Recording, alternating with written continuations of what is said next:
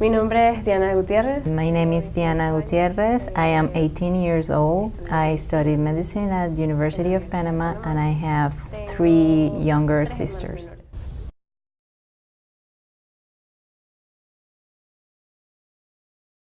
Recuerdo claramente. I clearly remember that everyone who was going to receive the communion for the first time was wearing white. I remember that everything was really nice and everyone in the family was very happy and saying things like, oh, you're growing up, you're getting older.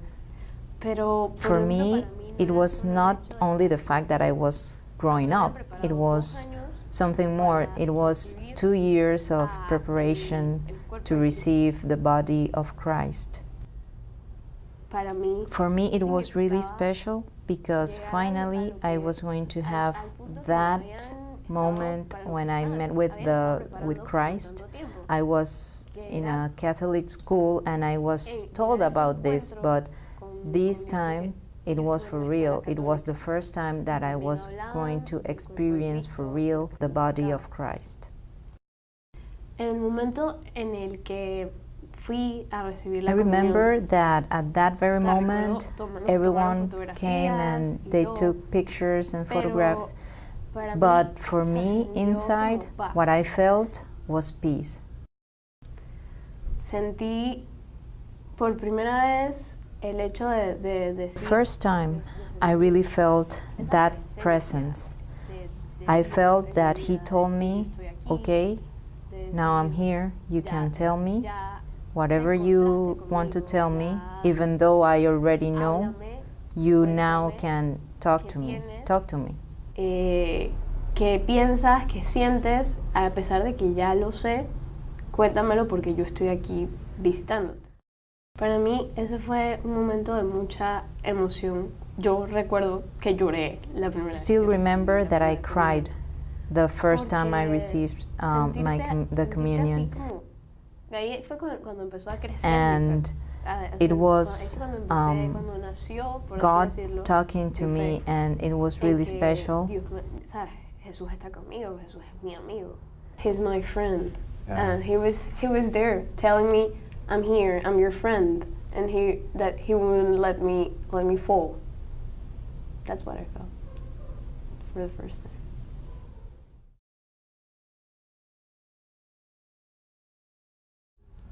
Y no seas porque you already know what he wants. What I think is that God tests you, but he doesn't give you such a test that you cannot overcome. There are times when I've had to say, I cannot take this anymore, so I leave it up to your hands. Actually, there's something really, really recent.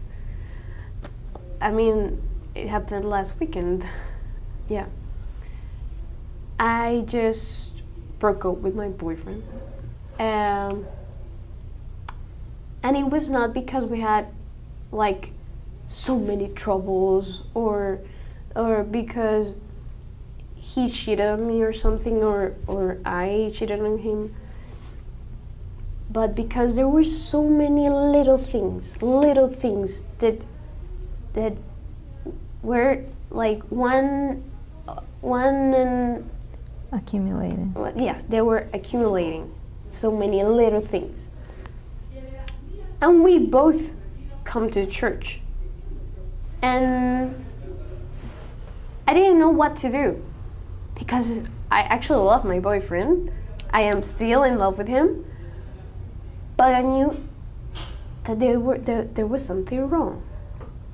So I said, God, if this is for me, I will leave it in your hands. If this is not for me, you'll take it away. At the very moment that I say that, there were so many people started to talk to me and started to say, hey, how are you doing? I haven't seen you I haven't seen you happy recently. What's wrong? What's going on? And I realized that that relationship was taking my happiness from me. So God started to send people to give me light. My parents had been worried about me the last 3 weeks or a month, the last month, because I was not happy. They actually told me, I think you should see a therapist. And I started to go to therapy, and and it actually helped. And the last weekend, I decided just to break up with him, and I said, let's see what happens. And my ex-boyfriend showed a face of him that I had never seen, and that is actually a little scary. So I could see the truth. I could see this is what is been hurting me all the way, all the wrong. He's not in love with me, but he depends on me. He's all over me, and he's like obsessed.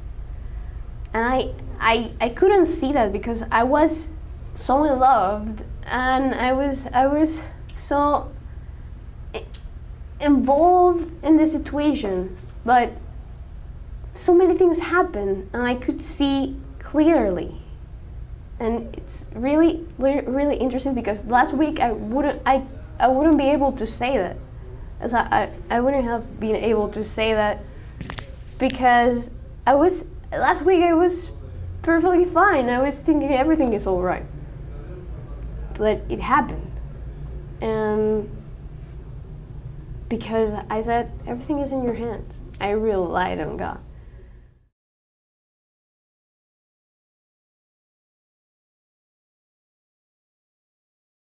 As a person that always shows happiness, that's what I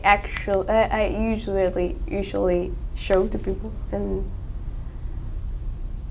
yeah, that even when you're having a hard time, you can give a smile. You can give a smile to people and show them that no problem is too big. That's better. I like that. Yeah, you can do that.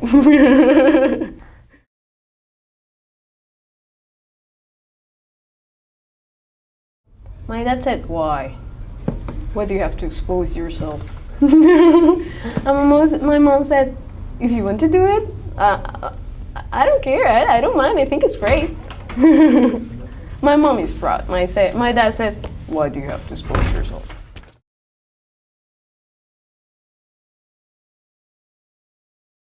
The message of the song is, God, I want to do whatever you want me to do. I give you my hands, I give you my work, and do whatever you want. Tell me where do I have to go? I'll do it. Doesn't matter what it is, I'll do it. And because I know you're here, you're with me, and I know I can do it if you're with me. Take me to the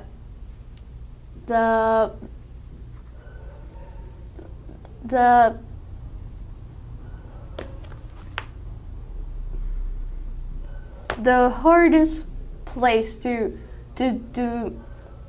take your word, to take everything to work for you, and I'll do it because I can do it. That's what it says.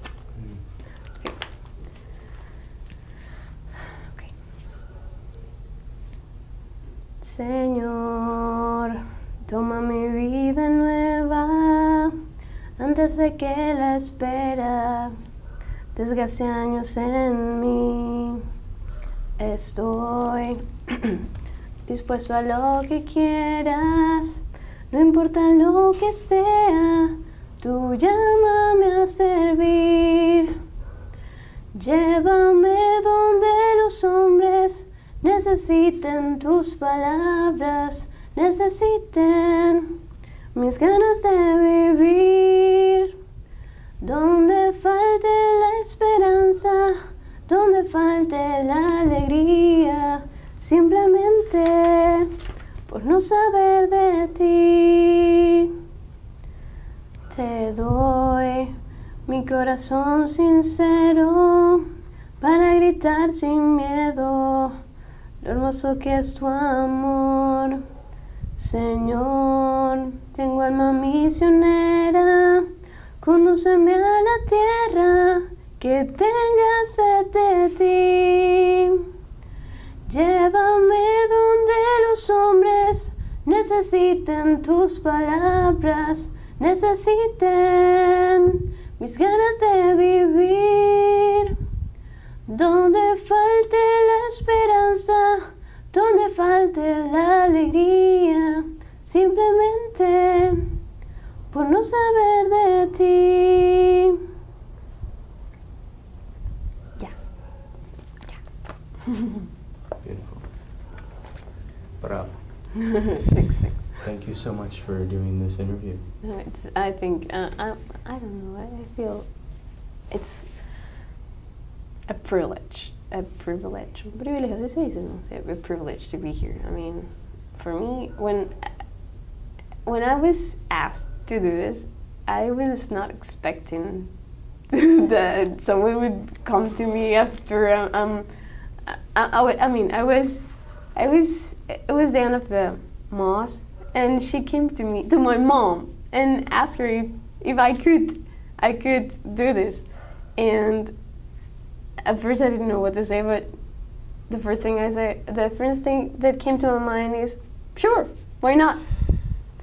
And for me, it's a privilege to do this, and I liked it. It's lovely. Thank you so much. Thank you.